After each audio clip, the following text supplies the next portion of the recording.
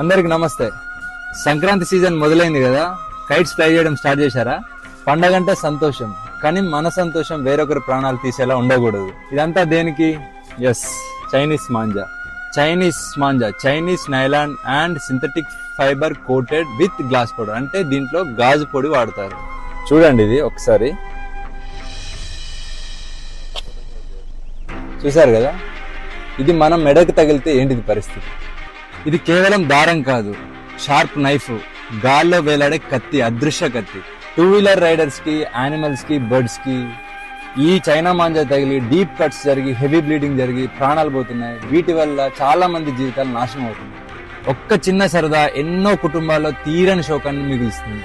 ఇది non biodegradable, ఇది భూమిలో కలవదు, ఇది బ్యాండ్ థ్రెడ్. ఈ మాంజా ఎవరైనా ఇల్లీగల్ గా అమ్మితే మీ నియరెస్ట్ పోలీస్ స్టేషన్ లో రిపోర్ట్ చేయండి. చైనా మాంజా అమ్మడమే కాదు, కొనడం కూడా నేరమే. చైనా మాంజా ప్లేస్ లో ఈ కాటన్ మాంజా వాడదాం. మరీ ముఖ్యంగా ట్రాఫిక్ అండ్ పవర్ లైన్స్ లేని దగ్గర ఓపెన్ గ్రౌండ్స్ లో మాత్రమే ఫ్లై చేద్దాం. పిల్లల్ని మాత్రం మీ ప్రెజెన్స్ లోనే కైట్స్ ఫ్లై చేయనివ్వండి. మీ సరదా ఎవ్వరికి శాపం కాకూడదు. For this Sankranti, say no to China manja. Thank you. జై హింద్.